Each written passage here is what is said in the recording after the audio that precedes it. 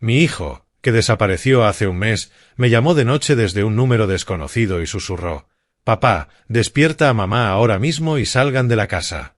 Ella va a incendiarnos a todos». Pensé que era un mal sueño hasta que me subí al coche, miré el retrovisor y vi algo que lo cambió todo. Antes de continuar, por favor suscríbete al canal, dale like al vídeo y cuéntanos en los comentarios desde dónde nos estás escuchando. La taza de café se detuvo a medio camino de mis labios. La voz de Lillian se filtraba por el pasillo desde la habitación de invitados, la puerta entreabierta apenas lo suficiente para dejar escapar el sonido. No era la voz temblorosa de viuda que usaba frente a Marta.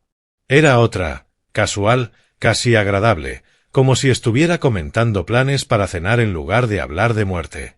7 años es lo estándar, pero hay formas de acelerar el proceso, dijo al teléfono. Una pausa. Si las circunstancias son adecuadas, no, ellos confían en mí completamente. El viejo es un juez retirado. Cree que todo el mundo sigue las reglas. Dejé la taza sobre la mesa sin hacer ruido. 30 días desde que Henry desapareció después de mencionar una reunión con un contratista. 30 días de informes policiales y pistas vacías. 27 días de una Lillian durmiendo en nuestra habitación de invitados, afirmando que necesitaba estar cerca de la familia. El viejo. Mis manos habían sostenido mazos durante 35 años. Habían dictado sentencias a asesinos y ladrones que se creían astutos. Ahora esas mismas manos se aferraban al borde de la encimera mientras la esposa de mi hijo hablaba de acelerar la declaración legal de su muerte. Retrocedí del pasillo antes de que pudiera notar mi sombra. Marta ya dormía arriba, agotada tras otro día llorando sobre los álbumes de fotos. Lillian la había abrazado antes, haciendo los sonidos de simpatía apropiados, preguntando con suavidad sobre pólizas de seguro y escrituras de propiedad. Eso había sido hace 3 horas. Ahora estaba en mi habitación de invitados hablando sobre periodos de espera. La casa crujía a mi alrededor, la madera vieja contrayéndose con el fresco de la noche. Fui a mi estudio y cerré la puerta con un leve clic. La foto de la infancia de Henry estaba sobre mi escritorio. Sonrisa desdentada, gorra de béisbol torcida. Él me había llamado esa mañana hacía ya 31 días. Sonaba animado, diciendo que por fin había encontrado a alguien para arreglar las grietas en los cimientos. Ningún contratista, ningún cuerpo, ninguna actividad en su tarjeta de crédito. Solo una Lillian mudándose a nuestra casa 72 horas después con 2 maletas y un dolor teatral. Saqué una libreta de cuero del cajón de mi escritorio y empecé a escribir. Día 30. 9:47 de la noche. Lillian, en la habitación de invitados, hablando por teléfono sobre procedimientos para una declaración de muerte. Tono profesional. Nada de emoción. El bolígrafo se sentía extraño en mi mano después de tantos años escribiendo sentencias a máquina. Pero algunas cosas requerían permanencia. Durante la semana siguiente documenté todo. Ella salía de la casa a horas extrañas. El martes a las 2 de la tarde, el jueves a las 11 de la mañana, el domingo al amanecer. Cada vez regresaba sin nada visible, pero llevaba una satisfacción encima, como si fuese su perfume. El miércoles fingí salir a mi caminata matutina. Llegué a la esquina y regresé por el patio del vecino. Encontré a Lillian en mi estudio cerrado con llave, con el teléfono en la mano, fotografiando papeles extendidos sobre mi escritorio. Se movió rápido cuando escuchó el portón lateral. Para cuando llegué a la puerta del estudio, estaba en la cocina preparando café como si hubiera estado allí todo el día. ¿Dormiste bien?, preguntó, radiante. Bien, respondí. ¿Y tú? Oh, ya sabes, pesadillas con Henry. Los documentos en mi escritorio habían vuelto a su carpeta, casi exactamente como los había dejado. La escritura de la propiedad estaba ahora en el fondo en lugar de arriba. El viernes por la tarde la seguí, 3 coches atrás, atravesando el tráfico de Scottsdale. Había visto esa técnica en suficientes grabaciones de vigilancia. Ella se detuvo frente a una cafetería del centro y se reunió con un hombre que no conocía. Manos ásperas, complexión de contratista. Él se inclinó demasiado cuando hablaban, sugiriendo una cercanía más allá de lo profesional. Revisaron papeles juntos. Ella señaló algo. Él asintió. Rieron. Tomé fotos desde la ventanilla de mi coche. El sábado por la mañana, Lillian le preguntó a Marta por la combinación de la caja fuerte. Para el certificado de nacimiento de Henry. El detective dijo que lo necesitan para registros. Marta estuvo a punto de dársela. Yo me encargo, dije, con voz firme. Déjame revisar todo primero. La sonrisa de Lillian se tensó en los bordes. Por supuesto. Estoy segura de que eres mucho más organizado que yo. Esa misma tarde contacté al banco y modifiqué las cuentas para que requirieran firmas dobles. Le dije al gerente que era una revisión rutinaria de seguridad. No cuestionó la solicitud de un juez retirado. El domingo volví a seguirla, esta vez a un almacén de depósitos en el lado este. Se reunió con el mismo hombre de la cafetería. Ambos entraron a una unidad al fondo. Salieron 20 minutos después, sin nada en las manos, pero con un propósito claro. Lo anoté todo, horas, lugares, matrículas. La evidencia crecía como un expediente judicial. El lunes por la noche, Marta me preguntó por qué Lillian seguía quedándose con nosotros. Está de duelo, dijo Marta. Pero Seth, ha pasado un mes. Tal vez debería volver a su casa, empezar a adaptarse. Demos unos días más, dije, aunque cada instinto gritaba lo contrario. Necesitaba ver qué haría Lillian después. El martes, revisó los bolsillos de mis abrigos mientras yo supuestamente dormía la siesta. La encontré en el armario cuando regresé antes de tiempo del baño. Levantó su teléfono con una sonrisa brillante. Solo estaba revisando el clima, dijo. La tarjeta de presentación que había estado fotografiando permanecía en el bolsillo de mi chaqueta. Hazel Connors, contratista general. Esa noche investigué las leyes de Arizona sobre declaraciones de muerte. 7 años de espera estándar. Excepciones que podían reducirlo a 2 años si existían circunstancias sospechosas. Los seguros de vida se pagaban. La propiedad se transfería al cónyuge sobreviviente a menos que se estableciera algo distinto. El testamento de Henry dejaba todo a Lillian. Se habían casado hacía 6 años. Crucé datos de escrituras, bases de seguros, licencias de contratistas. Hazel Connors había tenido 2 socios comerciales anteriores. Ambos murieron en accidentes. Sus esposas se casaron con Connors en menos de 1 año.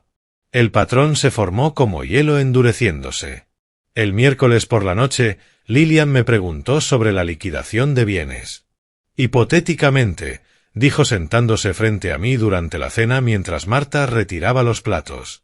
Si alguien necesitara acceder rápido a una herencia, ¿cuál sería el proceso? Depende del proceso de sucesión, respondí. Podría tardar meses, incluso años sin un cuerpo.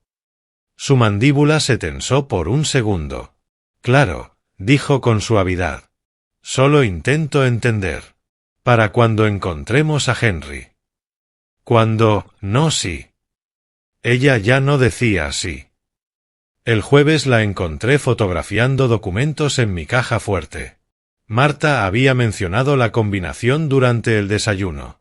Lillian preguntó por organizar los papeles de Henry para la investigación. Regresé a casa temprano y la descubrí inclinada sobre la caja fuerte abierta, teléfono en mano. Golpeé la puerta, dijo incorporándose rápido. No contestaste.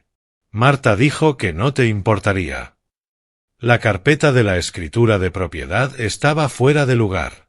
La había movido, la había examinado y casi la había devuelto correctamente. ¿Encontraste lo que necesitabas? Pregunté. Solo revisaba certificados de nacimiento. Todo en orden. Sonrió y pasó junto a mí por la puerta. Eres muy organizado. Henry siempre decía eso de ti. Henry solía decir que yo era paranoico, que revisaba cerraduras 2 veces, que interrogaba historias convenientes, que confiaba en la evidencia más que en la emoción. 35 años en el estrado me enseñaron patrones. La persona desaparecida no siempre es la víctima. A veces, la viuda desconsolada es la arquitecta. Esa noche me quedé en mi estudio hasta pasada la medianoche. La casa en silencio, Marta durmiendo y Lillian en su reino temporal al final del pasillo. Abrí mi portátil y busqué. Fraude de seguros, herencias de propiedad, declaraciones aceleradas de muerte. La foto de Henry me miraba desde el escritorio. La tomé, observé esa sonrisa con diente ausente y luego la dejé junto a mí mientras alcanzaba mi cuaderno. Mis manos alguna vez habían sostenido el mazo. Ahora sostenían evidencia de traición. Empecé a escribir una lista de lo que sabía, lo que sospechaba y lo que necesitaba probar. En algún lugar, mi hijo seguía existiendo, y su esposa estaba discutiendo cómo declararlo muerto. La casa crujió, como huesos viejos acomodándose. Yo no pensaba acomodarme a nada. Revisaba mis notas cuando el teléfono vibró sobre el escritorio. El reloj marcaba 12:43 de la madrugada. Número desconocido brillando en la pantalla. Lo miré durante 2 timbrazos, la mano suspendida. El tercer timbre rompió el silencio. ¿Hola? Respiración entrecortada. Estática. Luego una voz que conocía desde hacía 33 años. Forzada más allá de lo reconocible, pero inconfundible. Papá, soy yo. Escucha con atención. Despierta a mamá ahora mismo y salgan de la casa. Mi esposa y su.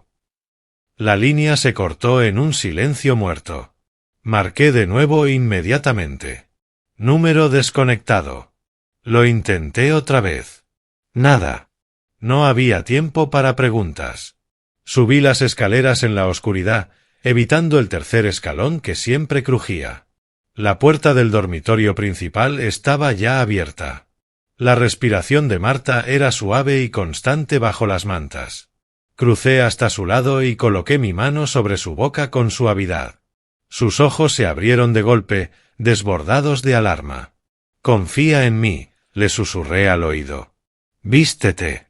No enciendas las luces. Nos vamos ahora. Vio algo en mi rostro. 42 años de matrimonio volvían innecesarias muchas palabras. Asintió bajo mi mano. La dejé respirar y me dirigí a la caja fuerte del armario. Mis manos temblaron ligeramente al marcar la combinación. La primera grieta en la fachada controlada que había mantenido toda la semana.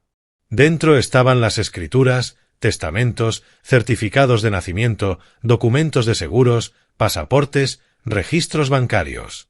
Metí todo en una carpeta de cuero. Marta se vestía en la oscuridad, poniéndose unos vaqueros y un suéter sin hacer preguntas. La mujer que había pasado 30 días llorando se transformó en aquella que reconocía de nuestros años jóvenes, la enfermera que mantenía la calma en emergencias, que crió a un hijo mientras yo trabajaba largas horas en los tribunales, que nunca se quebró bajo presión. Nos movimos por la casa como fantasmas. La guié más allá de la habitación de invitados, donde la puerta de Lillian seguía cerrada. Ningún sonido desde dentro. Llegamos a la puerta lateral que daba al garaje. La abrí despacio. Cada clic del cerrojo sonó ensordecedor.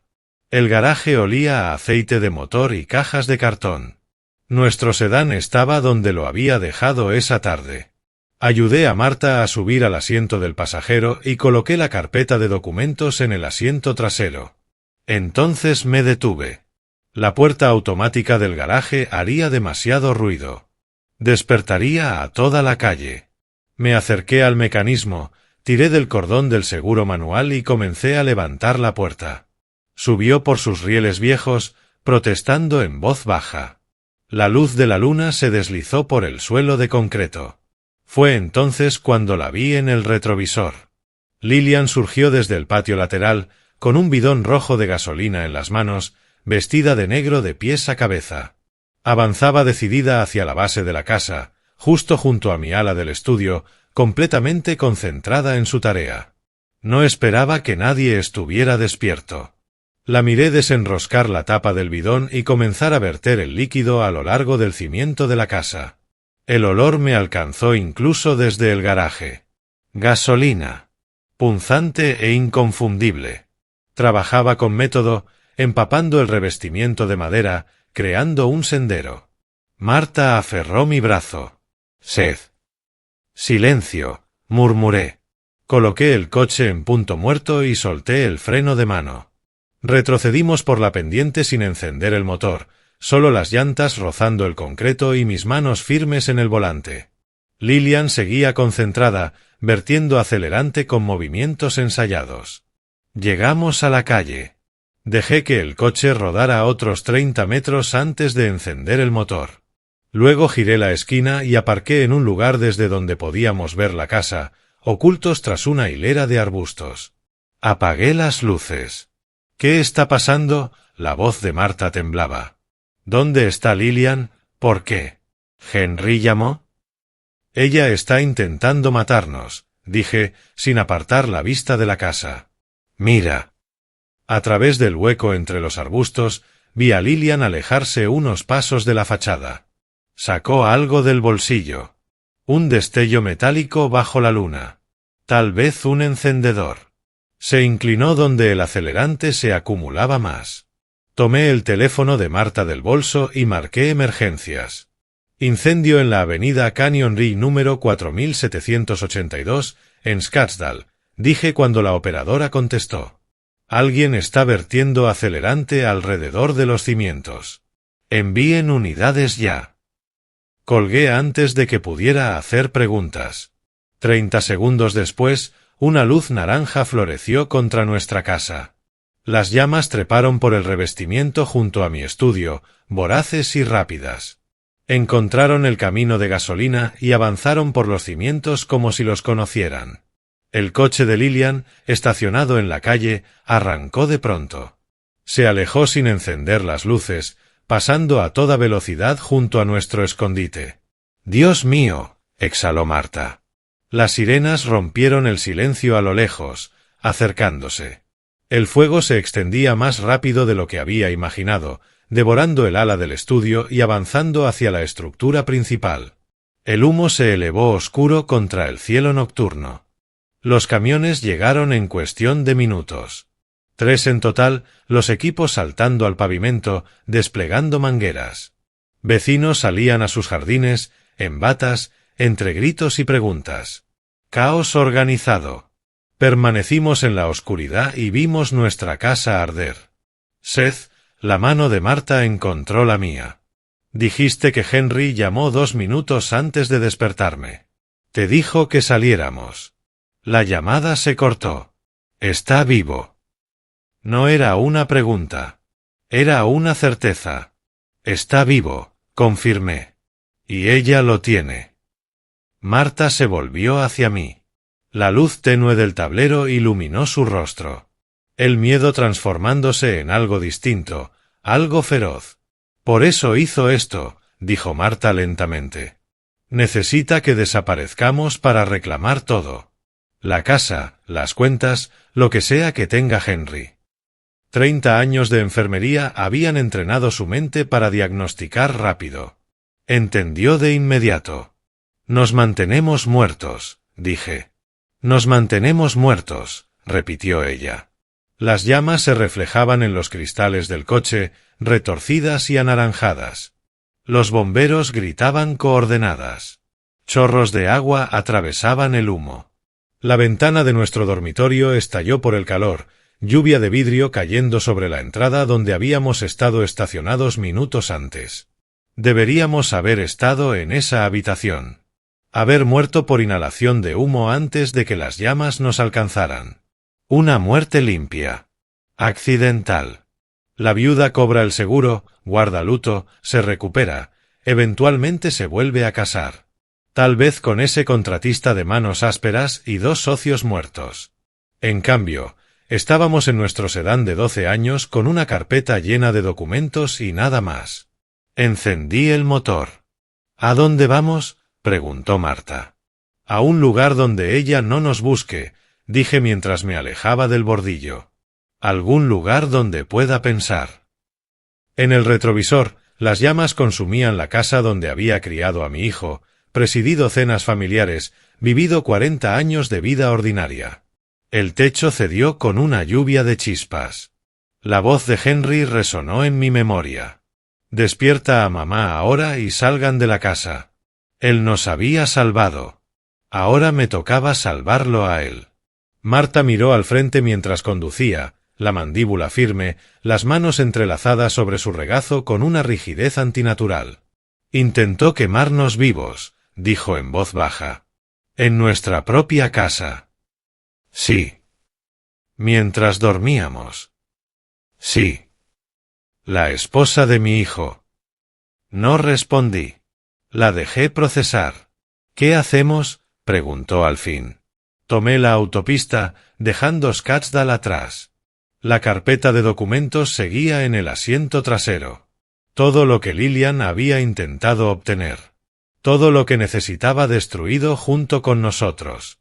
Nos volvemos invisibles, dije. Ella cree que estamos muertos. Eso nos da ventaja. Y mientras celebra su éxito, yo encuentro a Henry. Y entonces, la pregunta quedó suspendida entre nosotros. Yo había pasado 35 años impartiendo justicia desde un estrado, siguiendo reglas y procedimientos, creyendo en la equidad del sistema.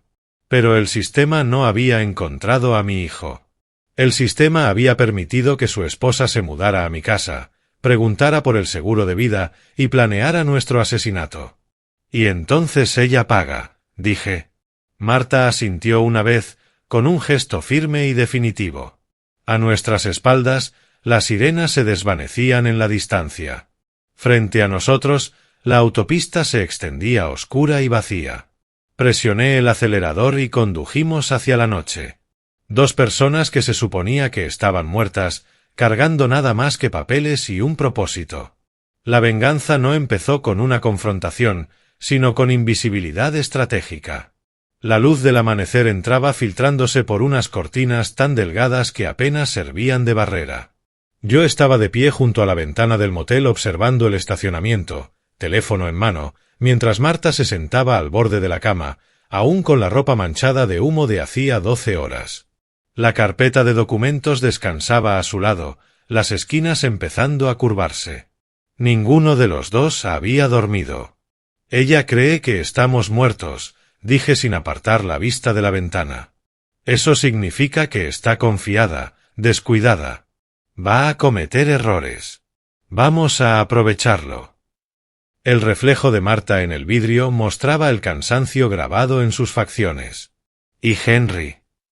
Si ella descubre que sobrevivimos. Por eso debemos permanecer invisibles hasta que lo encuentre.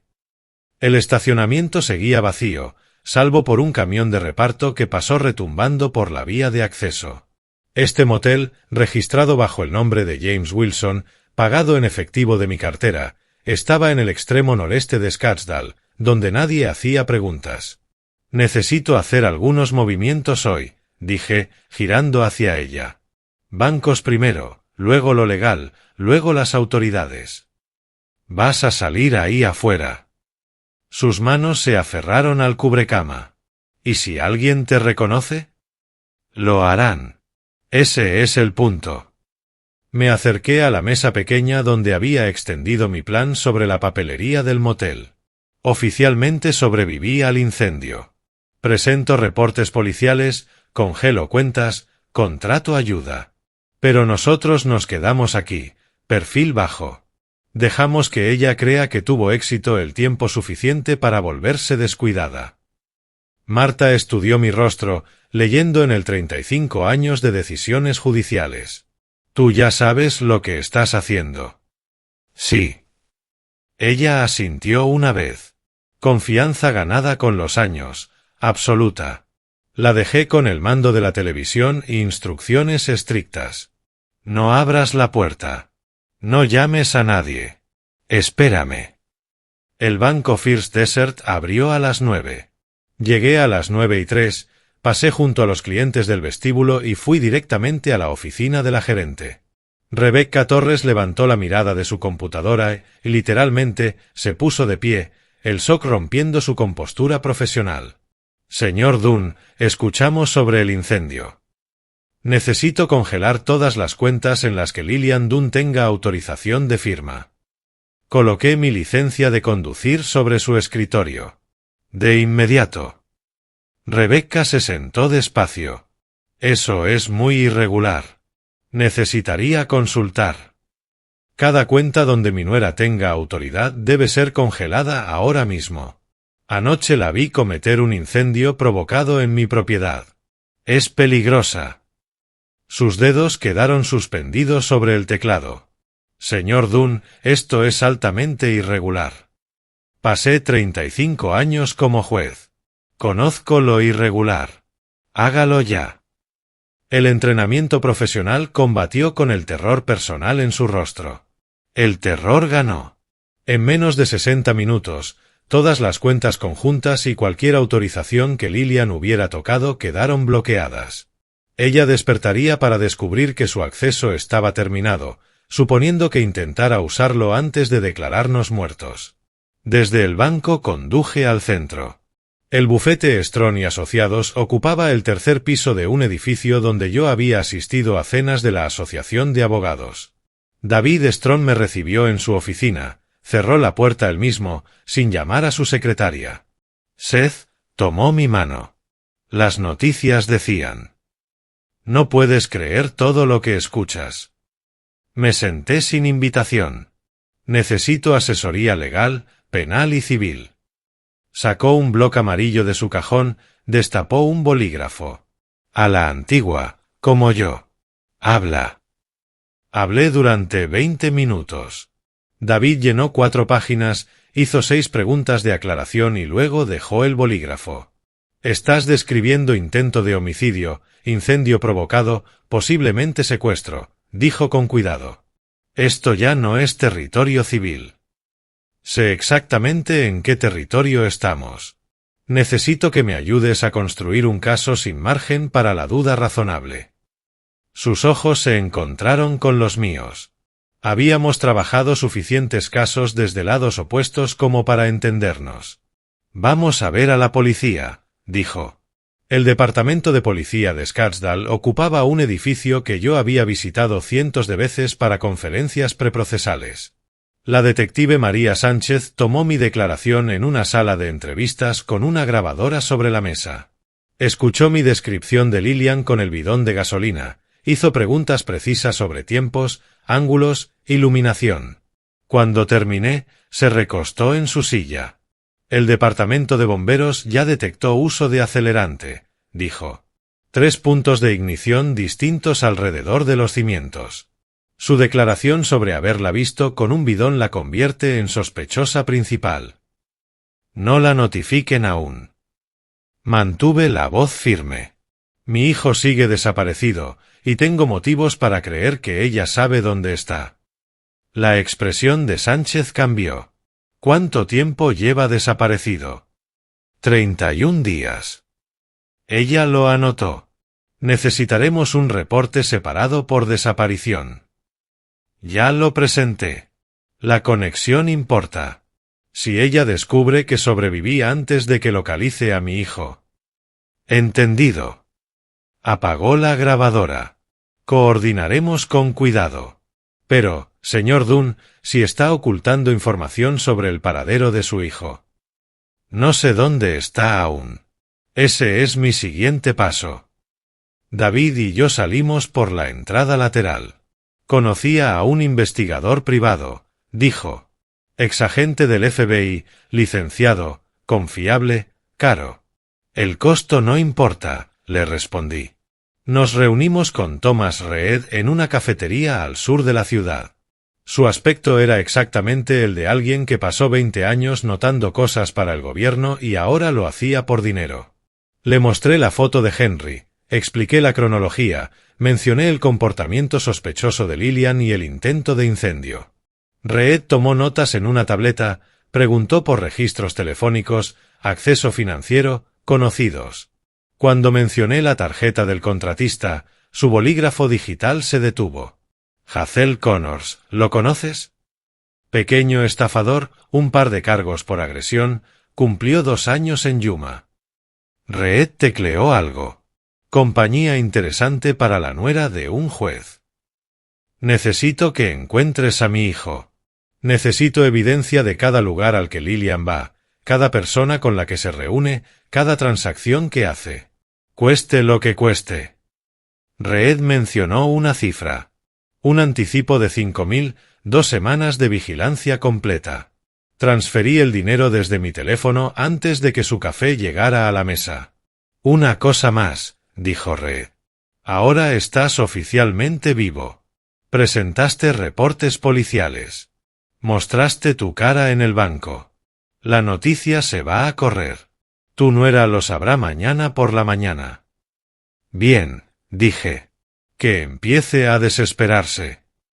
Regresé al motel cuando las sombras de la tarde se alargaban en el estacionamiento. Llevé comida de un autoservicio y expliqué a Marta cada paso mientras comíamos hamburguesas frías sobre una colcha delgada. Entonces ella sabrá, dijo Marta, que sobrevivimos.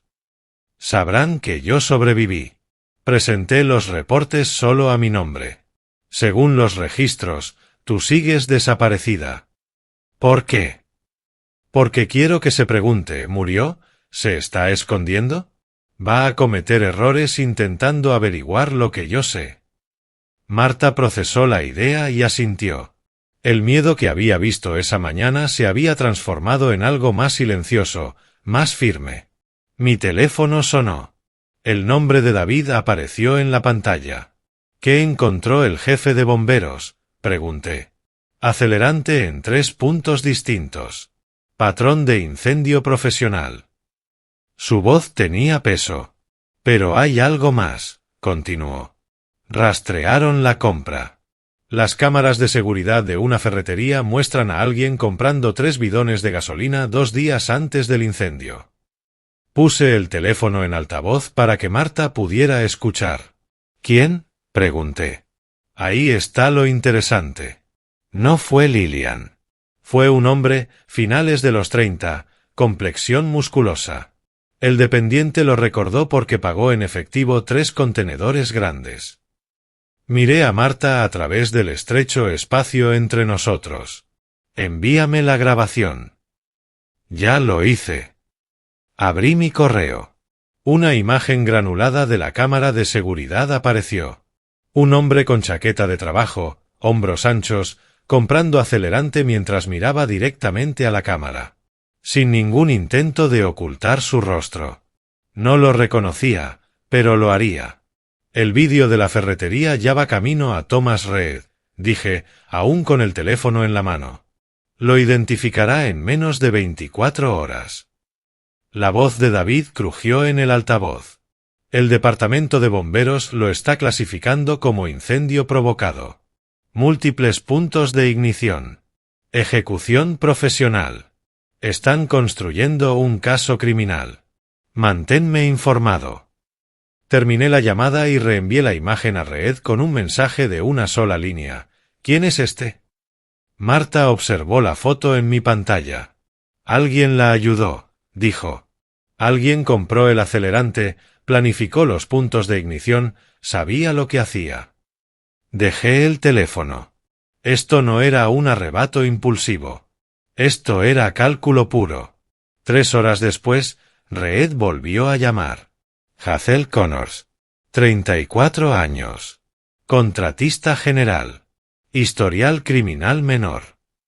Su voz tenía la certeza plana de alguien que solo lee hechos.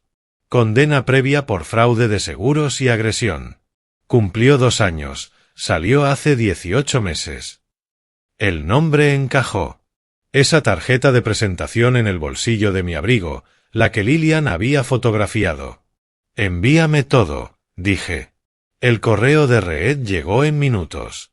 Hazel Connors tenía un rostro que coincidía con la grabación, facciones angulosas, ojos fríos, la expresión de alguien que aprendió temprano que las reglas son sugerencias. Su historial mostraba un patrón. reclamaciones de seguros en propiedades incendiadas, accidentes sospechosos, testigos que se retractaban. El tipo de hombre que contratas cuando necesitas que algo ilegal se haga con eficiencia. Una semana después, Reed pidió una reunión. Nos sentamos en la misma cafetería. Su portátil abierto entre nosotros. Había estado siguiendo a Lillian desde el incendio. Una semana de fotos de vigilancia, horarios, lugares, matrículas. Se ha reunido con Connors 4 veces, dijo Reed mientras hacía clic sobre las imágenes. Lillian y Hazel en un restaurante, cabezas juntas en un estacionamiento, su mano en el brazo de él, afuera de un almacén, demasiado cerca para ser algo profesional. Están durmiendo juntos, dijo Marta en voz baja. Reed asintió. Lenguaje corporal lo confirma. Y mira esto. Pasó a otra carpeta, Lillian de compras, haciéndose las uñas, riendo con amigas. Ni rastro de duelo en ninguna foto. Está celebrando, dije. Lo que sea que crea haber logrado, está convencida de que funcionó. Reed cerró esa carpeta y abrió otra. Pero aquí es donde se pone interesante. Las imágenes del almacén tienen fechas y horas. Hazel alquiló la unidad hace 3 meses, antes de que Henry desapareciera.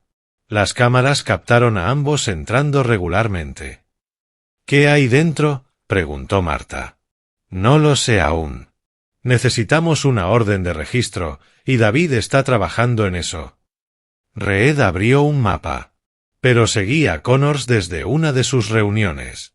Condujo 60 millas al este. El mapa mostraba propiedades dispersas en el desierto, aislamiento total. Una casa en 5 acres, propiedad en alquiler a nombre de Connors desde hace 2 meses. Reed amplió la imagen satelital. Sin vecinos. Camino de tierra.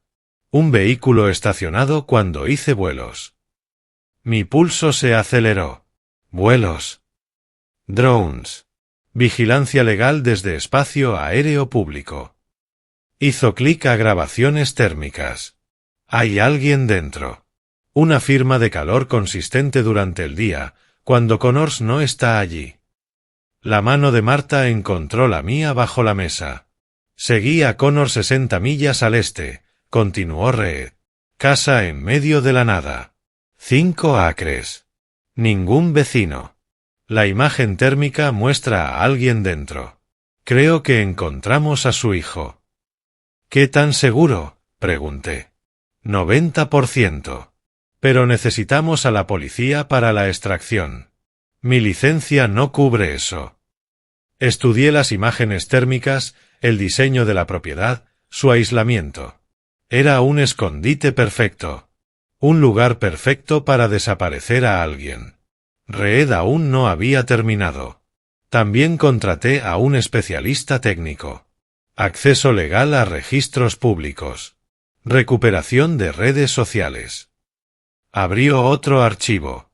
Encontró publicaciones borradas que muestran a Lillian y Connors juntos desde hace 8 meses. 8 meses. Mientras ella sonreía en nuestra mesa, pedía recetas a Marta y besaba a Henry antes de dormir. Los registros telefónicos llegaron esta mañana, dijo Reed. David aceleró la citación judicial. Abrió una hoja de cálculo. 237 llamadas entre Lillian y Connors en los últimos 3 meses. ¿200 llamadas?, murmuró Marta, sin aire. La recuperación de mensajes es parcial, pero lo que encontramos, Reed señaló los textos resaltados. La herencia del viejo vale la pena. Créeme. Cuando estén fuera del camino y H sea declarado muerto legalmente, todo se transfiere. Las palabras quedaron suspendidas en el aire. Ella había escrito eso 3 días antes de que Henry desapareciera. Hay más, dijo Reed. Análisis financiero muestra que su patrimonio, casa, seguros, inversiones, suma aproximadamente 1.300.000. Como viuda de Henry, Lillian lo heredaría todo si él es declarado muerto. Había pasado 35 años escuchando conspiraciones criminales. Esta tenía la vida de mi hijo en el centro. Muéstrame todo, le dije. Reed pasó la siguiente hora explicándonos 8 meses de planificación, publicaciones borradas que recuperó, llamadas extrañas, búsqueda sobre leyes de herencia, reuniones con Connor 6 semanas antes de la desaparición de Henry. El plan original era simple: esperar 7 años para la declaración de muerte. Ley estándar de Arizona. Lillian heredaría como viuda, dividiría con Connors y desaparecerían juntos. Pero algo aceleró su calendario. Mi teoría, dijo Reed, es que se impacientaron o temieron que usted descubriera algo. Así que lo adelantaron. Eliminarlos a ustedes dos. Falsificar documentos para acelerar la declaración de muerte de Henry. Cobrarlo todo más rápido. ¿Y Henry? Apenas pudo decir Marta. Mantenerlo con vida hasta que el proceso se completara. No puedes declarar muerto a alguien que aparece. Pero una vez que el papeleo pasa. No terminó. No hacía falta. Esa tarde nos reunimos en la oficina de David. Con el edificio ya cerrado, Reed presentó su expediente completo. Fotos de vigilancia, registros telefónicos, transacciones financieras, documentos de propiedad, imágenes térmicas. David revisó todo con la precisión de un abogado. Tomó notas, marcó secciones, organizó evidencia. Esto es procesable, dijo al fin. Conspiración para cometer asesinato, incendio provocado, secuestro, fraude de seguros, cargos federales. Si probamos comunicaciones interestatales, no volverá a ver la luz del día. Primero necesitamos a Henry a salvo, dije. De acuerdo. David tocó su blog. Pero el tiempo importa. Si vamos ahora, recuperamos a Henry, pero quizá arruinamos el caso. Si esperamos una semana más, tendremos suficiente para asegurar una sentencia irrefutable. ¿Qué tan seguro estás de que él está bien una semana más? Le pregunté a Reed. Connors lleva suministros cada 3 días, como un reloj. La última entrega fue ayer. Comida, agua, cosas básicas. Lo están manteniendo con vida. Marta me miró. 42 años de matrimonio significaban que podía leerlo todo en esa mirada. Terror, esperanza, confianza, furia. Me estaba dejando decidir. 8 meses, dije en voz baja. Planearon esto durante 8 meses mientras ella sonreía en nuestra mesa, besaba a Henry, pedía recetas. David esperó. Reed esperó. Marta esperó. Miré las fotos de vigilancia extendidas sobre el escritorio de David. Lillian comprando, riendo, gastando dinero que creía suyo. Connors entrando a esa casa del desierto, confiado, rutinario.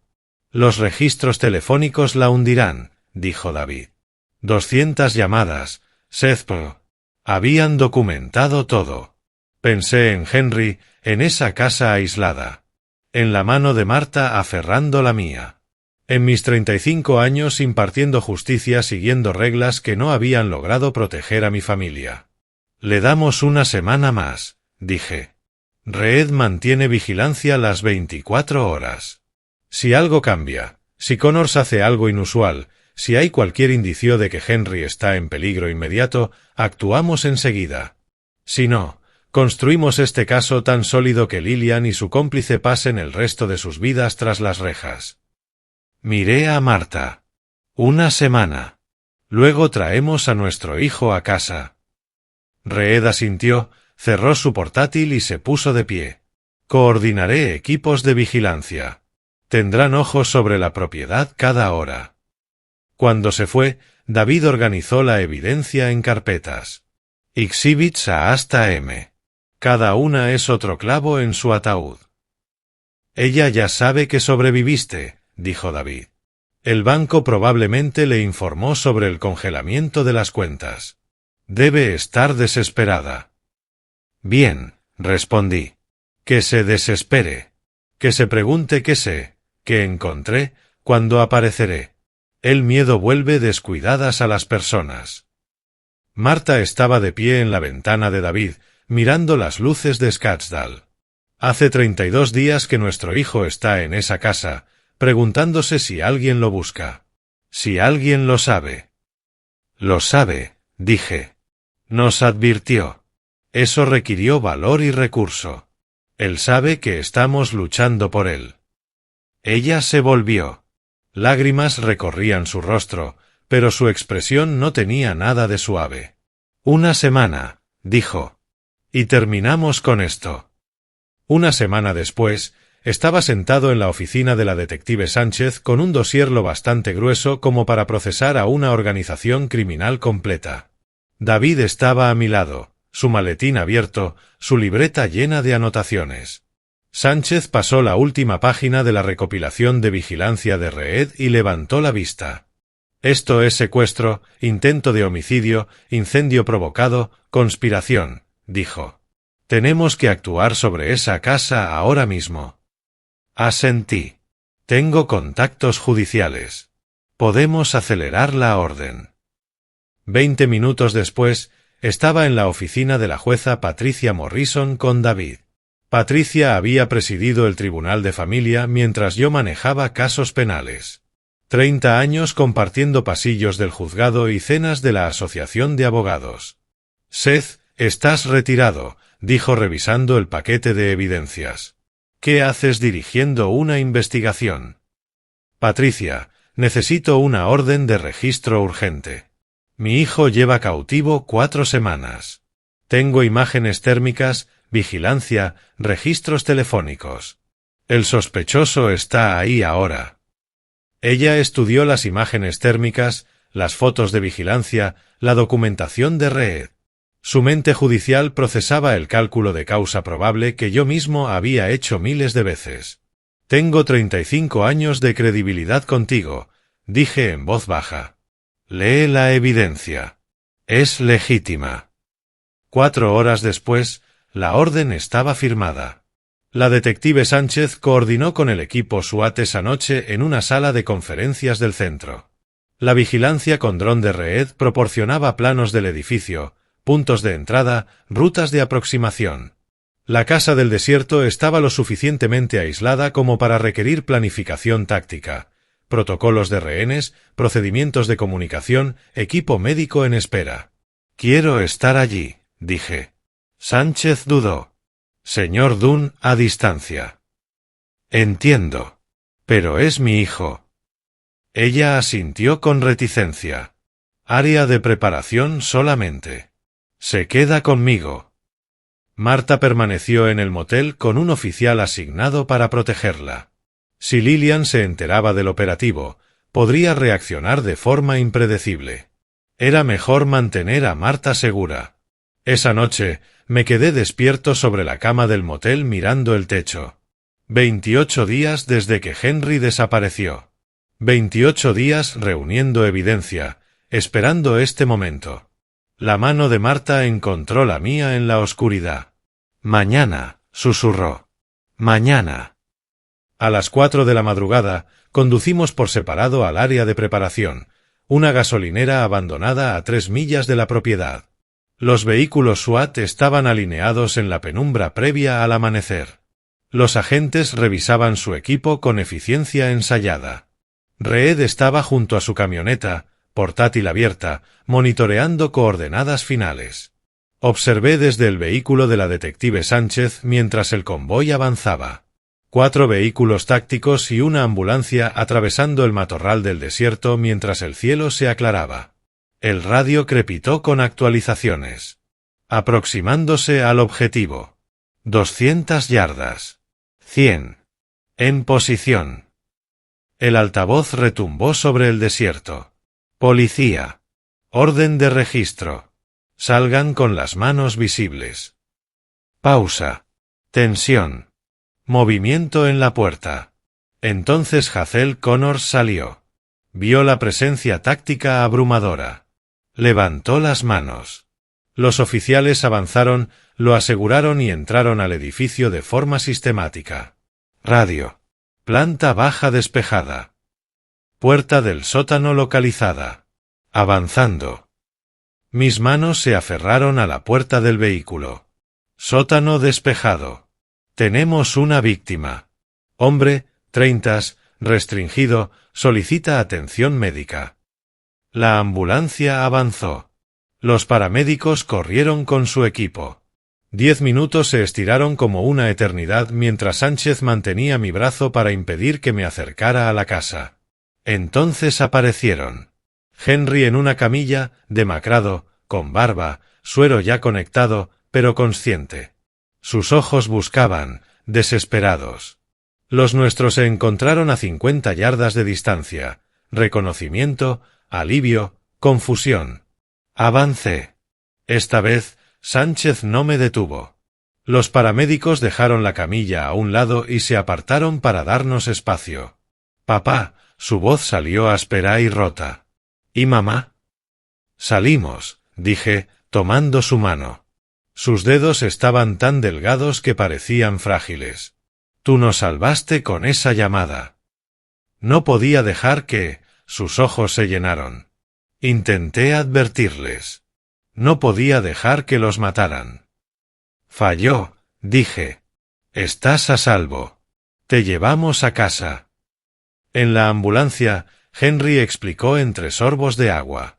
Lillian drogó mi café una noche. Solo descafeinado, dijo. Desperté encadenado en ese sótano, Hazel encima de mí. 4 semanas de amenazas, querían que firmara transferencias de propiedad. Presión psicológica hasta quebrar. Me negué, dijo. Cada vez que amenazaban, me aislaban, pero no firmé. ¿La llamada telefónica? Preguntó la detective Sánchez desde el asiento opuesto. Hazel dejó su móvil en la mesa durante una de sus salidas. Se giró 30 segundos. Agarré el teléfono, marqué el único número que recordaba, el de papá. Alcancé como 15 palabras antes de que volviera. La mandíbula de Henry se tensó. Me golpeó por eso. Pero valió la pena. En la escena, los oficiales recuperaron todo. Cadenas sujetas a la pared, documentos falsificados sobre una mesa improvisada, las pertenencias de Henry en un rincón. Su cartera, sus llaves, el reloj que Marta le había regalado. Cada objeto fotografiado, catalogado, preservado. Hazel no habló. Se sentó en el vehículo policial junto a su abogado, inexpresivo. Secuestro, privación ilegal, agresión, dijo Sánchez. Le esperan décadas. ¿Y Lillian? Pregunté. Trabajamos en eso. Sus registros telefónicos la vinculan, pero necesitamos más para una orden de arresto. Ahora mismo puede alegar que no sabía lo que él hacía. En el Hospital Memorial de Scottsdale, los médicos admitieron a Henry para observación. Deshidratación, malnutrición, lesiones menores por las ataduras. 24 horas de sueros, evaluación psicológica, descanso. Marta llegó con su escolta, fue directo al lado de Henry. Su reencuentro duró 10 minutos de lágrimas y palabras susurradas que no interrumpí. Era de ellos. Más tarde, con Henry dormido bajo sedación, Marta y yo nos sentamos en sillas de plástico, viendo su pecho subir y bajar. Hazel está detenido, dijo Marta. Henry está a salvo. Sí, pero Lillian planeó todo esto, y está afuera pensando que ganó. Miré mi teléfono. Un mensaje de Sánchez. Móvil de Hazel extraído. Más de 200 conversaciones con Lillian. Enviando archivos a tu abogado. Reunión mañana. Respondí con una mano. 9 en punto. Tu oficina. Marta dormitó. Los monitores de Henry emitían pitidos constantes. Me permití un momento de ojos cerrados, sabiendo que mi hijo respiraba, vivo y seguro, a unos pasos. Mañana construiríamos el caso que acabaría con Lillian. Salí del hospital al amanecer. Marta se quedaría con Henry mientras yo manejaba lo que venía después. La oficina de la detective Sánchez, a las 9 en punto. David ya estaba allí, portátil abierto, revisando los datos extraídos. Sánchez deslizó una carpeta gruesa sobre su escritorio. 237 mensajes entre Hazel y su nuera durante 3 meses. Abrió la carpeta. Algunos están codificados. Otros son explícitos. Pero aún tenemos un problema. Esperé. Ella nunca dice directamente secuestra a Henry o mátalos. Es cuidadosa. Un buen abogado argumentará que no tenía conocimiento de las acciones de Hazel. Revisé los mensajes. David había resaltado problemas de cronología, frases ambiguas, lenguaje calculado. Una vez que todo esté resuelto, tendremos lo que merecemos. Lenguaje codificado. Implicaciones negables. 35 años en el estrado me habían enseñado ese patrón. Los cerebros detrás de los crímenes siempre dejaban que otros hicieran el trabajo sucio. Entonces atacamos donde no fue cuidadosa, dije. La póliza de seguro. Los documentos falsificados. Esos llevan su nombre. David cerró su portátil. Pasé la semana investigando los registros financieros. Encontré algo interesante. Sacó unos documentos de seguro. Póliza de $500,000 sobre la vida de Henry, contratada 3 meses antes de que desapareciera. Lillian es la única beneficiaria. Yo nunca consentí eso, dije. Exactamente. El formulario de consentimiento del cónyuge tiene su firma falsificada. Un análisis caligráfico lo va a probar. 3 meses de planificación como mínimo, probablemente más. Hay más, continuó David. Lillian intentó transferir el título de tu casa a su nombre. Usó un poder notarial falsificado alegando que tú lo autorizaste. Los registros del condado lo marcaron como sospechoso. No se procesó. Me mostró el documento. Mi firma, perfectamente replicada. Un sello notarial debajo. Ese notario no existe, dijo David. Base de datos de Arizona. Sello falso. Nombre falso. Prueba directa de fraude con participación de Lillian. Sánchez se inclinó hacia adelante. Es lista. Usa lenguaje ambiguo, elimina obstáculos, codifica mensajes. Pero es negable.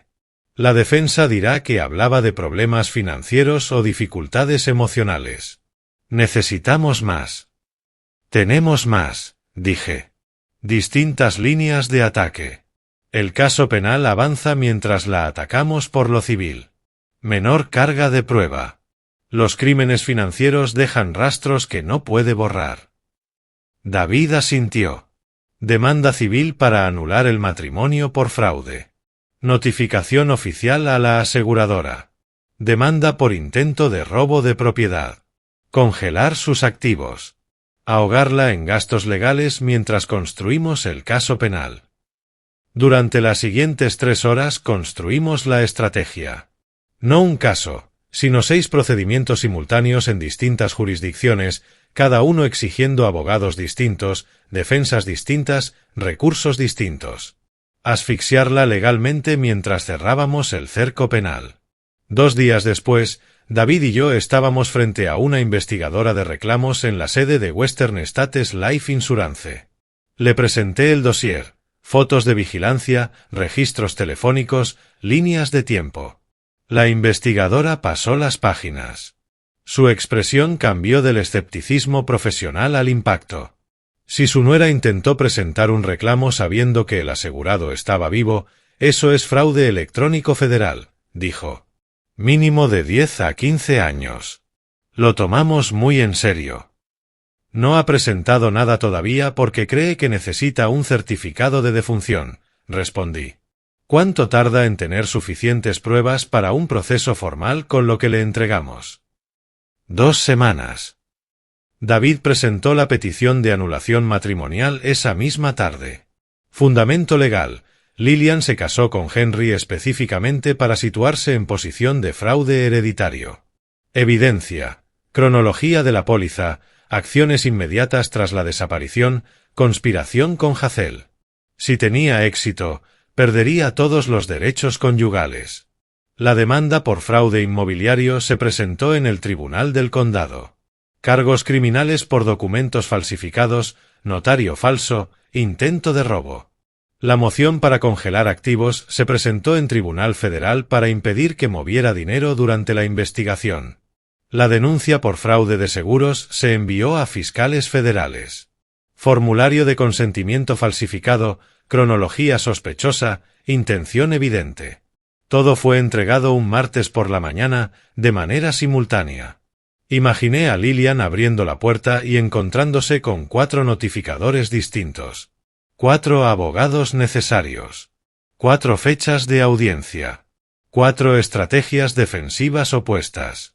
La presión financiera sola bastaría para destrozarla.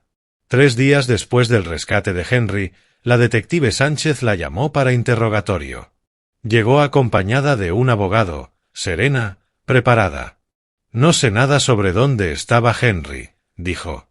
«Ese hombre, Hazel, lo vi un par de veces, pero no tenía idea de que era peligroso. Esto es absurdo». «Lo llamó 237 veces en 3 meses», respondió Sánchez. «Éramos amigos. Eso no significa que supiera lo que hacía». Pero cuando le informaron sobre las cuentas congeladas y las demandas, su máscara se resquebrajó. Apenas un gesto, el endurecimiento alrededor de los ojos, los dedos apretados contra la mesa. Durante la semana siguiente, la presión aumentó. Cada demanda exigía respuesta. Cada audiencia requería presencia.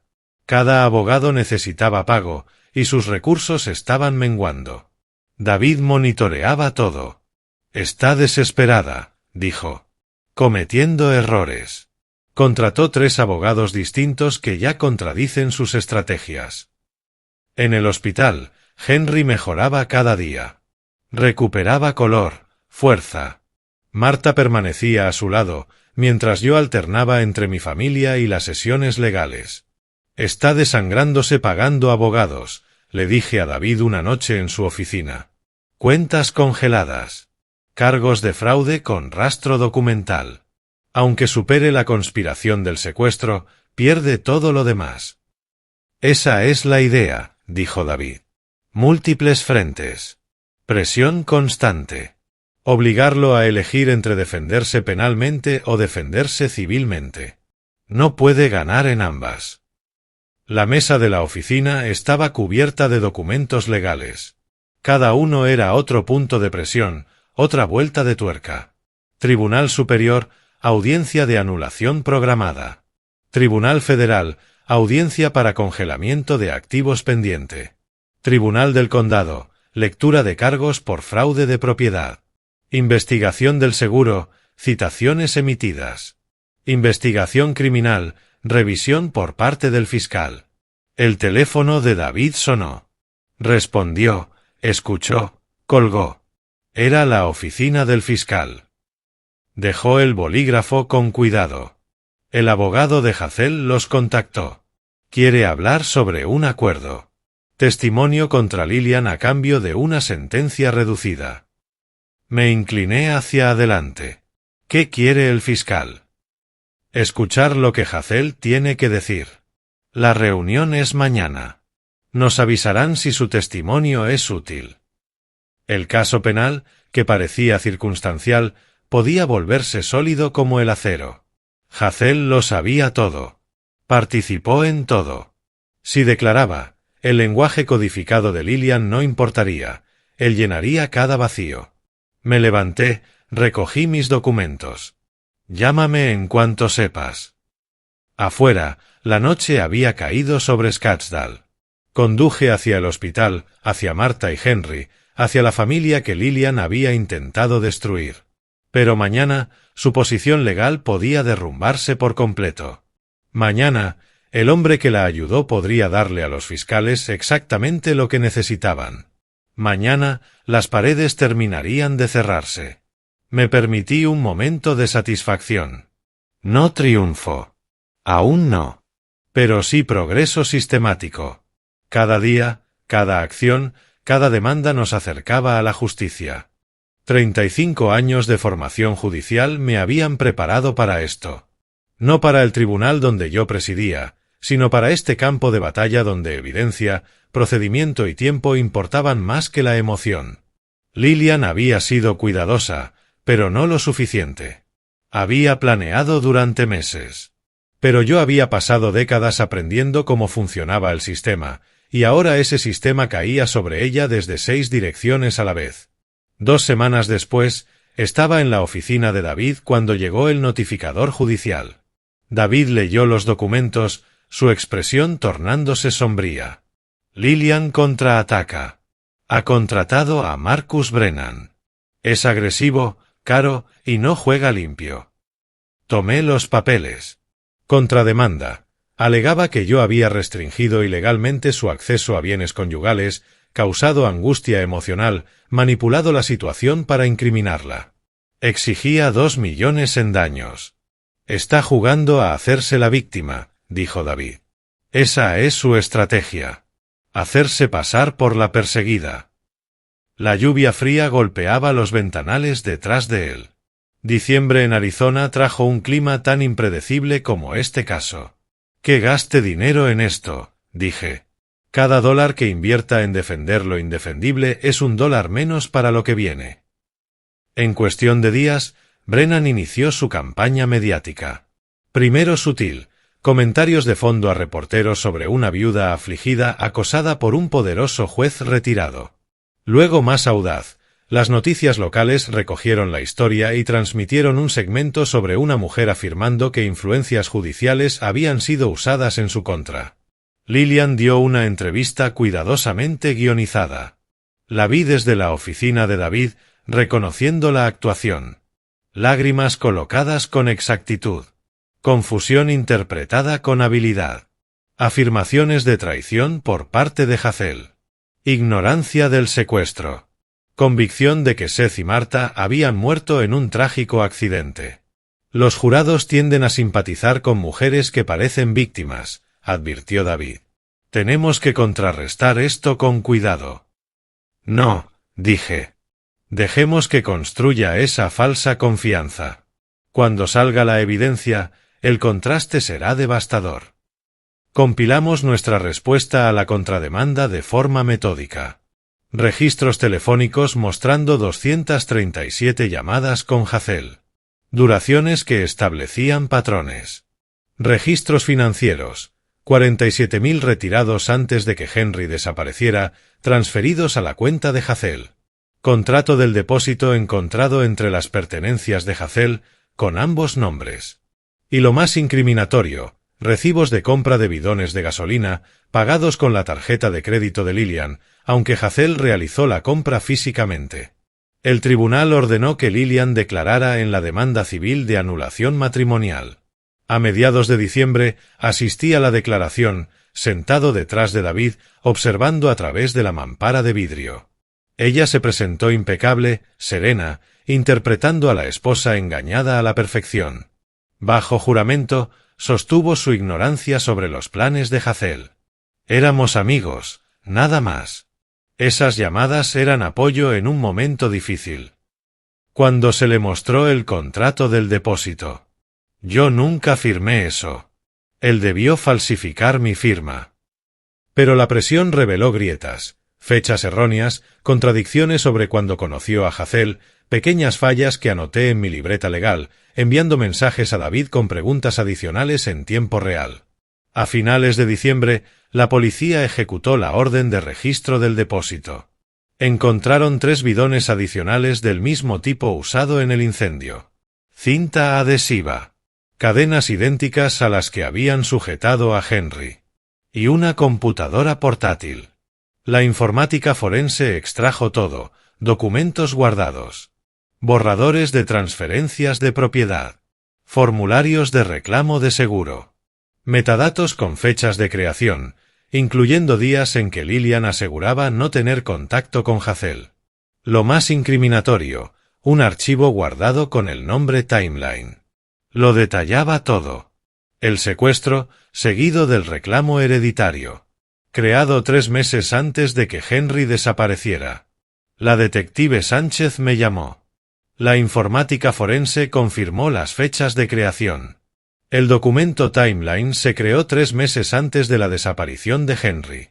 El formulario de reclamo de seguro se redactó 2 semanas después de que Henry desapareció, mientras ella vivía en su casa fingiendo preocupación. Envíen copias al fiscal inmediatamente, dije. Esto es premeditación. A inicios de enero, el abogado de Hazel contactó a la fiscalía para negociar cooperación. Hazel enfrentaba más de 20 años por secuestro, conspiración de incendio y tentativa de homicidio. El fiscal ofreció 15 a cambio de testimonio completo contra Lillian. David y yo recibimos la notificación. Hazel testificaría que Lillian había ideado todo. Su declaración: Lillian se acercó a él 8 meses atrás. Le ofreció $100.000 para resolver un problema familiar. Le dio instrucciones precisas sobre dónde llevar a Henry, cuánto tiempo retenerlo y cuándo ejecutar el incendio. Nos lo está contando todo, dijo el fiscal. Dice que Lillian lo contactó hace 8 meses. Le ofreció 100.000. Le explicó exactamente cómo ejecutar el secuestro. Le dijo dónde estarían ustedes la noche del incendio. ¿Su testimonio es lo bastante sólido para una condena?, pregunté. Combinado con la evidencia física, absolutamente. Brennan se enteró de la cooperación de Hazel e intentó negociar con la fiscalía. Rechazaron cualquier acuerdo. Yo había dejado claro, a través de David, que quería procesamiento total, cada cargo. Brennan comprendió que la defensa se derrumbaba. A finales de enero, Lillian retiró silenciosamente su contrademanda. Una retirada táctica. La estrategia de víctima, abandonada. Está retrocediendo, le dije a David cuando llegó el aviso. Brennan sabe que el testimonio viene y que la evidencia es sólida. Retirar la contrademanda significa que se está preparando para la defensa penal. Sabe lo que se acerca. Bien, añadí. Que lo sepa. Que pase estos últimos días de libertad entendiendo exactamente lo que hizo. A finales de enero, el fiscal estaba finalizando los cargos penales para presentarlos ante el gran jurado. Nos reuníamos con regularidad. Yo aportaba documentación, cronologías, contexto desde mi experiencia judicial. Henry dio su declaración formal desde casa, ya dado de alta, en terapia. Marta proporcionó su testimonio sobre la huida del incendio y cómo vio a Lillian con el bidón. El fiscal llamó una tarde de la última semana de enero. La sesión del gran jurado está programada. Estamos listos para acusar formalmente. ¿Cuándo?, pregunté. El gran jurado se reúne en 3 días. Si formulan cargos, y lo harán, la arrestaremos de inmediato. Audiencia preliminar en 48 horas. Le di las gracias y me puse de pie. David cerró su portátil. Salimos juntos a la luz del invierno. Mi teléfono vibró. Era Marta. ¿Cómo fue? Escribí: ya está ocurriendo. 3 días. Conduje hacia la casa reconstruida donde me esperaban Marta y Henry. 3 días hasta que Lillian enfrentara cargos formales. 3 días hasta su arresto. La maquinaria de la justicia, puesta en marcha inicialmente por mis archivos y pruebas, avanzaba ahora por su propio peso. Aparqué en el camino de entrada y me quedé un momento mirando la casa que ella había intentado quemar. La familia que había intentado destruir. 3 días más. 3 días después, estaba sentado en mi sala reconstruida al amanecer. El frío de febrero presionaba contra las ventanas. Mi teléfono sonó. David. El gran jurado votó por acusar. Orden de arresto emitida. La detective Sánchez la ejecuta esta mañana. Miré mi reloj. 8:47 de la mañana. En algún lugar de Scottsdale, la policía se movía para detener a Lillian. No sentí triunfo, solo la certeza tranquila del sistema operando como debía. Marta bajó las escaleras, vio mi rostro y lo entendió sin preguntar. Es hoy, dije. Ella asintió. Es hoy. A las 9 en punto, la policía llegó al apartamento de Lillian con la orden firmada. Cargos: tentativa de homicidio, 2 cargos por Marta y por mí, conspiración para secuestro, incendio provocado, fraude de seguros, falsificación. La llevaron bajo custodia al centro penitenciario del condado de Maricopa. Audiencia de fianza programada para el día siguiente. No asistí. Me enteré por los canales oficiales, como en cualquier otro caso. Al día siguiente, Marta y yo asistimos a la audiencia en el Tribunal Superior del Condado de Maricopa. Lillian apareció con el mono naranja, esposada. La manipuladora impecable había desaparecido. Solo quedaba otra acusada más. La jueza leyó los cargos con método. Tentativa de homicidio, secuestro, conspiración, incendio, fraude, falsificación. El fiscal presentó el resumen de evidencia, testimonio de Hazel, hallazgos del depósito, archivos de la computadora, registros telefónicos. Brennan pidió fianza razonable. Su señoría, mi clienta no representa riesgo de fuga. Tiene vínculos con la comunidad, ningún antecedente. El Estado sostiene que la acusada conspiró para secuestrar a su marido, mantenerlo cautivo durante 4 semanas y luego intentó asesinar a sus suegros mediante incendio, respondió el fiscal. La evidencia incluye testimonio directo, evidencia física, archivos digitales que prueban premeditación y la declaración detallada de un CEO conspirador. Solicitamos fianza de $750.000. La jueza revisó los documentos, la gravedad de los cargos, la situación de la acusada. Los cargos son severos. Intento de asesinato de 2 personas. Conspiración que involucra secuestro y encierro. Incendio con intención de matar. La fianza queda fijada en $750.000, en efectivo o bono. Brennan se levantó de inmediato. Su señoría, las cuentas de mi clienta están congeladas. Ese es un asunto civil separado. La fianza se mantiene. Lillian no pudo pagarla. Todos sus activos estaban congelados por los procesos civiles. Nadie de su familia quiso ayudarla. Las compañías de seguros no otorgan bonos a alguien acusado de fraude de seguros. Regresó a la cárcel. Pasaron las semanas. Febrero avanzó hacia marzo. Lillian permaneció encarcelada, esperando juicio. Brennan presentó mociones para reducir la fianza. Todas fueron denegadas. David me informó que Lillian estaba teniendo dificultades con las condiciones de la cárcel.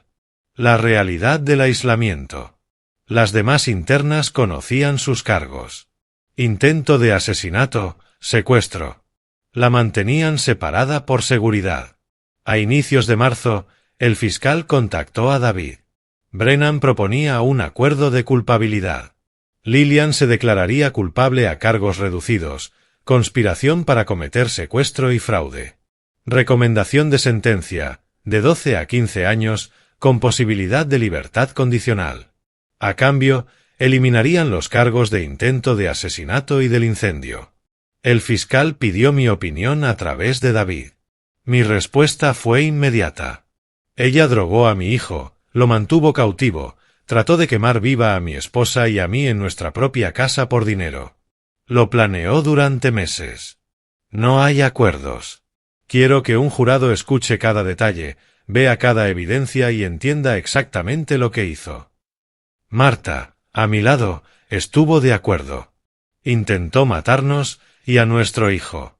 Sin atajos. Había pasado 35 años como juez. La justicia requería transparencia, no conveniencia. El público debía ver la evidencia completa, comprender la conspiración total. Henry merecía reivindicación pública, no una negociación a puerta cerrada. El fiscal transmitió mi decisión a Brennan.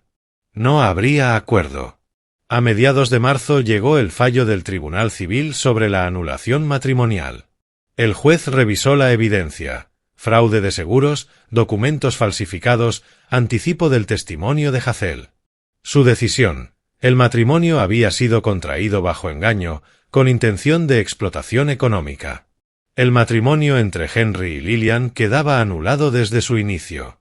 El juez concedió la anulación, me dijo David. Matrimonio nulo desde el principio por intención fraudulenta. Henry nunca estuvo legalmente casado con ella. No tiene ninguna reclamación sobre nada. Bien. Un camino menos que explotar. ¿Y el juicio penal? El fiscal dice abril. ¿Están listos? A finales de marzo, los fiscales federales presentaron cargos separados por fraude de seguros, solicitud falsa de póliza de vida, formulario de consentimiento falsificado, intención de cobrar un reclamo fraudulento. Estos cargos añadían una sentencia adicional de 10 a 15 años, aparte del caso estatal. Lillian ahora enfrentaba cargos estatales y federales simultáneamente. Durante esos meses, Henry continuó terapia, reconstruyéndose lentamente. Regresó al trabajo a tiempo parcial, ingeniería de software, desde casa, y asistía a un grupo de apoyo para sobrevivientes de secuestro. La familia estaba más unida que antes, fortalecida por lo que habíamos sobrevivido, pero Henry aún debía prepararse para testificar. Tenía que enfrentarla. ¿Tengo que testificar? ¿Verla en la corte? Preguntó una noche. Sí. Pero no estarás solo. Tu madre y yo declararemos también. El fiscal estará contigo. Dirás la verdad sobre lo que hizo, el jurado lo escuchará y será condenada. La evidencia es abrumadora. Sí. Lo será. La primera semana de abril me reuní con la fiscal adjunta Rachel Torres, fiscal principal. Explicó la estrategia del juicio. Comenzar con el secuestro, establecer la conspiración, presentar el intento de incendio, demostrar premeditación e intención de matar, luego el motivo financiero, fraude de seguros, esquema de propiedad y cerrar con el testimonio de Hazel, uniendo todo a las órdenes de Lillian. Es uno de los casos más sólidos que he procesado, dijo Torres. La evidencia es abrumadora. Pasé días en la oficina de la fiscal organizando evidencia, líneas de tiempo, documentos etiquetados, preparando exhibiciones, sirviendo como consultor experto en el caso que yo mismo había vivido como víctima. Marta practicaba su declaración sobre la noche del incendio. Henry realizó varias sesiones de preparación para su testimonio. David coordinó los resultados civiles con el juicio penal. Toda la evidencia estaba organizada físicamente en la sala de guerra de la fiscalía. El primer viernes de abril, Torres me llamó.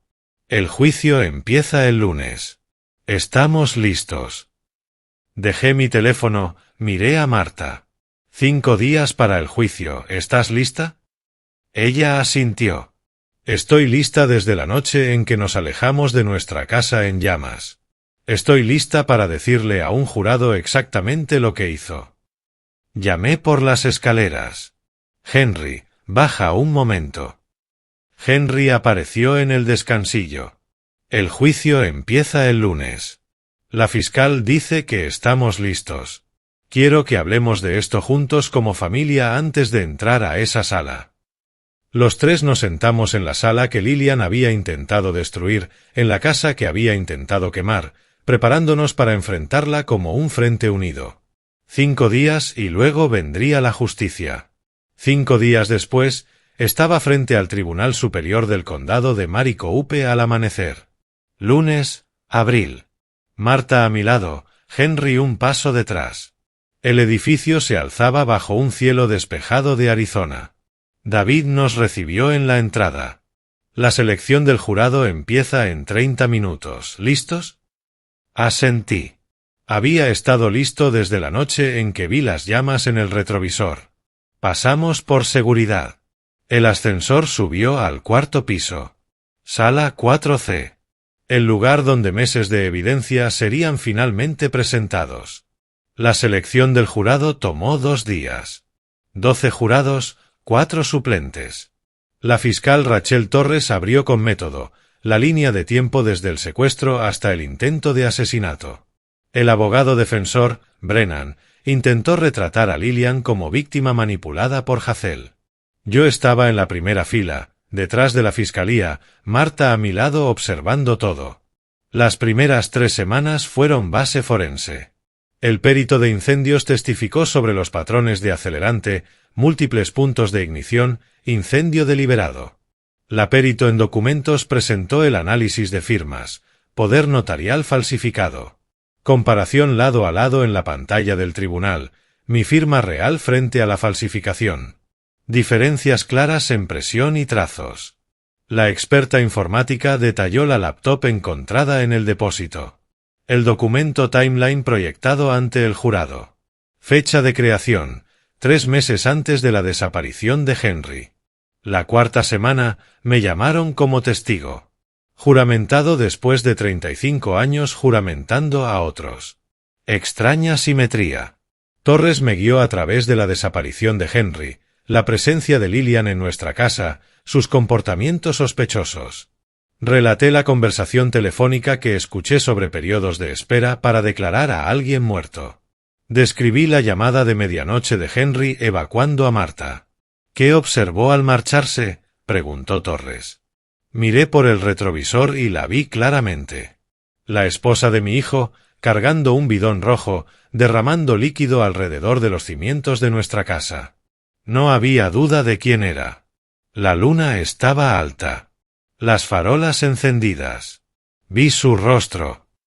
¿Qué hizo usted? Me alejé y pedí ayuda. El contrainterrogatorio de Brennan intentó insinuar que me confundí en la oscuridad. Detallé con calma la fase lunar, la iluminación de la calle, la línea de visión. El jurado observaba mi compostura, mi porte de juez. La quinta semana, Marta testificó, su voz firme.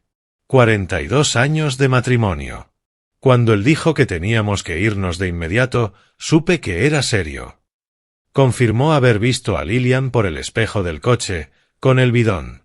Describió cómo observamos nuestra casa arder desde la distancia. Intentó matarnos mientras dormíamos, dijo Marta, controlada. No por pasión. Por dinero. El contrainterrogatorio no pudo quebrarla. La sexta semana llegó el testimonio de Henry. La sala llena. Se enfrentó a Lillian por primera vez desde el rescate. Describió su matrimonio, las preguntas graduales de ella sobre finanzas familiares. La noche de su desaparición. Preparó café. Dijo que me veía cansado. Lo bebí. Todo se volvió negro. Describir despertar encadenado en el sótano. Las amenazas de Hazel. Su negativa a firmar documentos durante semanas de presión. Su voz se quebró ligeramente. Me negué porque sabía lo que esas firmas significaban. Significaban que mis padres iban a morir. Describió cómo logró llamarme. Tuve quizá 30 segundos antes de que volviera. Los usé para advertirlos. Varios jurados se secaron los ojos. El contrainterrogatorio de Brennan fue brutal, insinuando que Henry había malinterpretado las intenciones de Lillian. Henry rechazó cada insinuación con firmeza.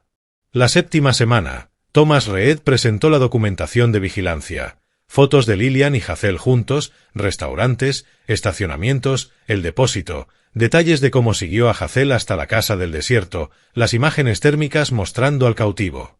Su lenguaje corporal era íntimo, coordinado, testificó Reed. No era una amistad casual. La octava semana trajo a Hazel. Apareció con el mono naranja, esposado. Describió haber conocido a Lillian 8 meses antes de la desaparición de Henry. Dijo que tenía un problema familiar. Que si podía ayudar, por el precio adecuado. Detalló el desarrollo de la conspiración.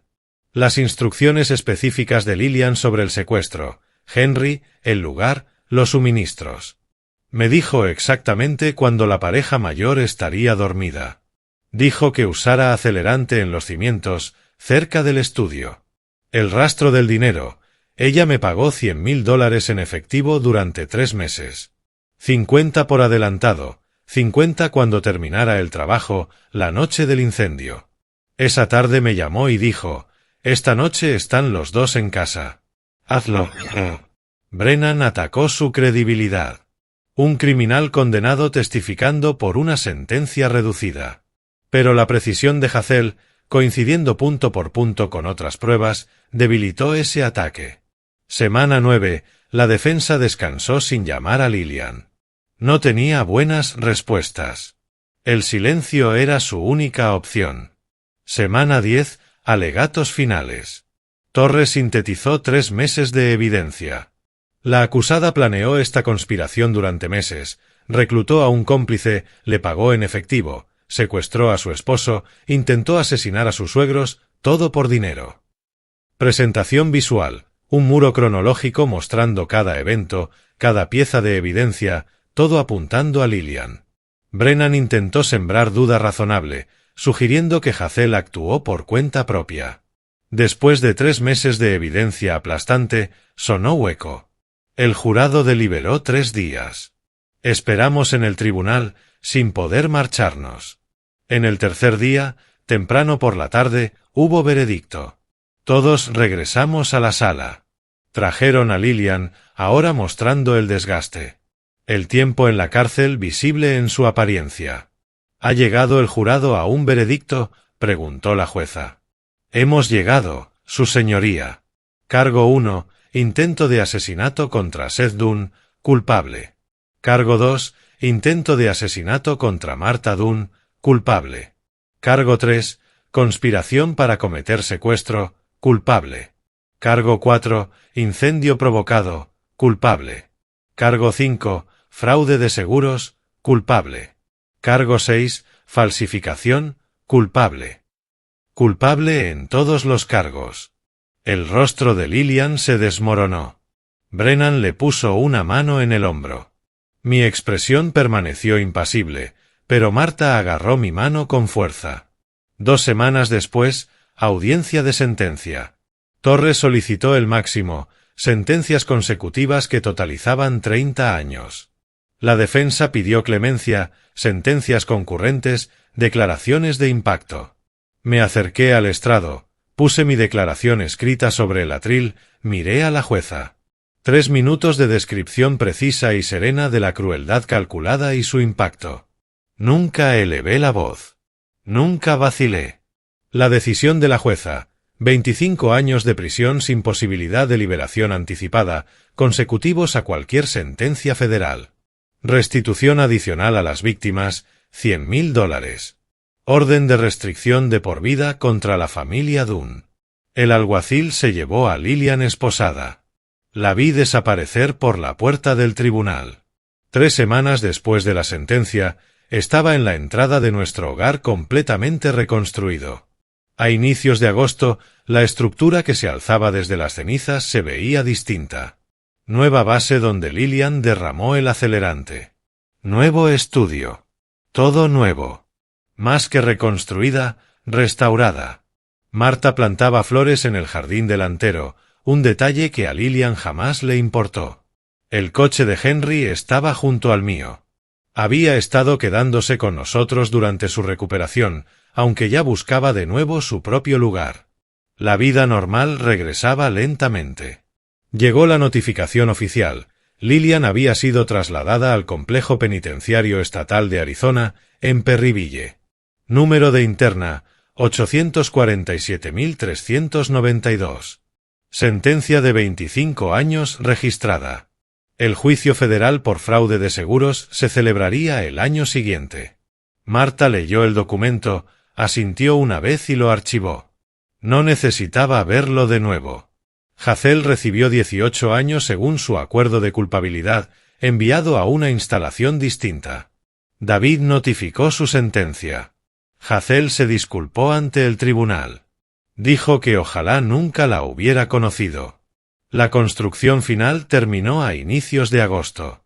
Caminé por las habitaciones restauradas, viendo las elecciones de diseño de Martha.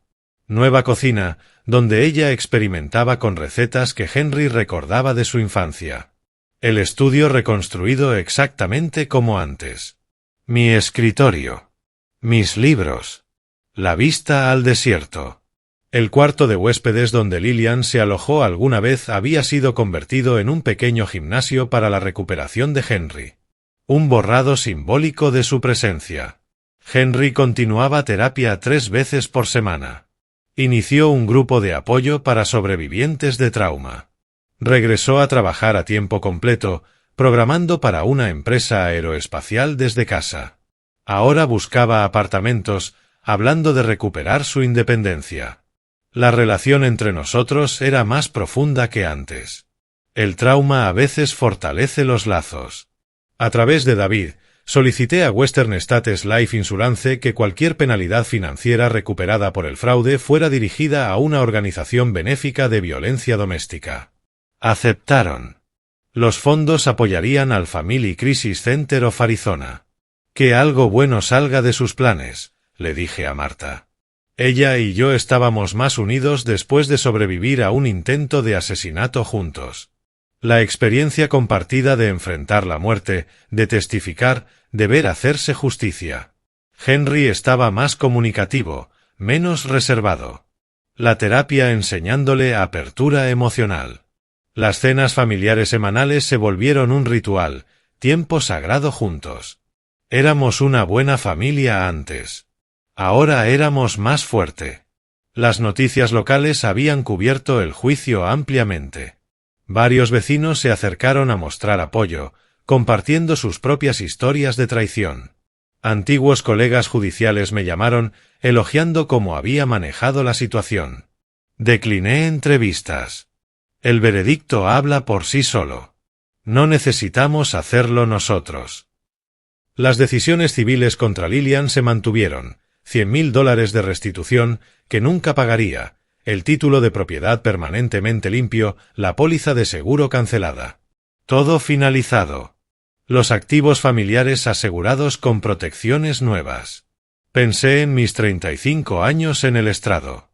Los casos que había dirigido.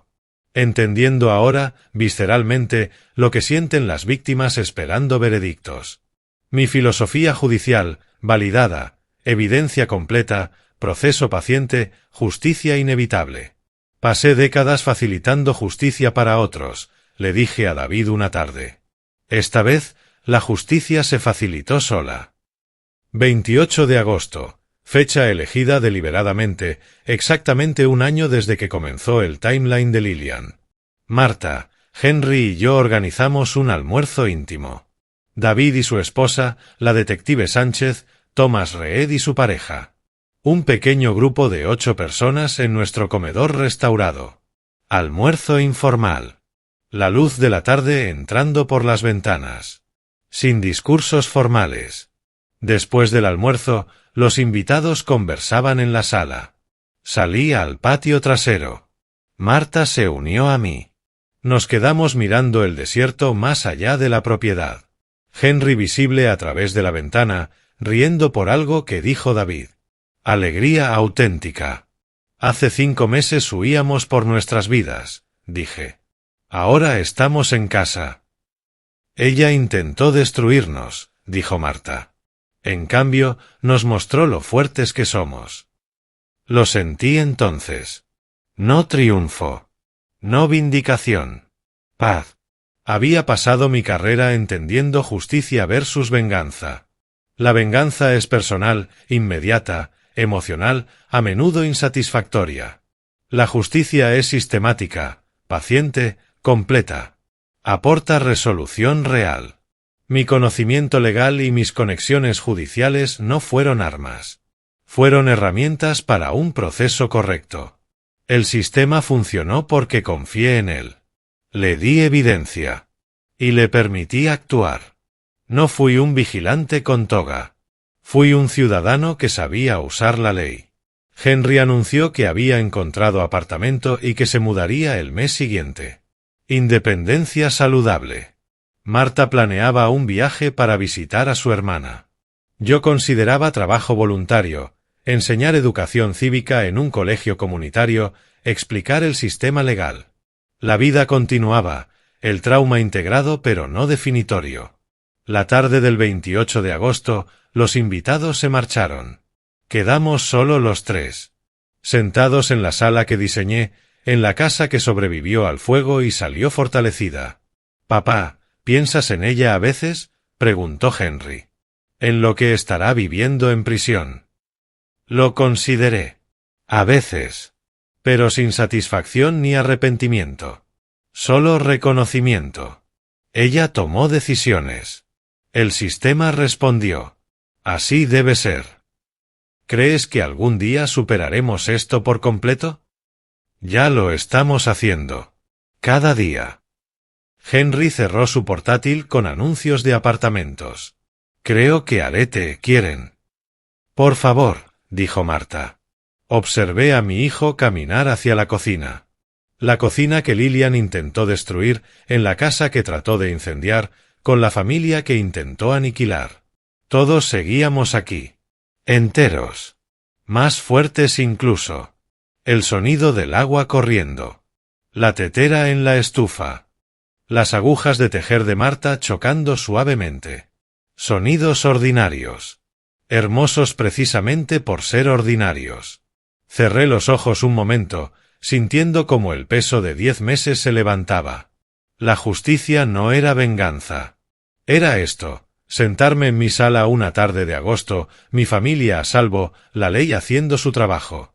Pasé 35 años como juez. Ahora entendía la justicia desde el otro lado. El sistema funciona.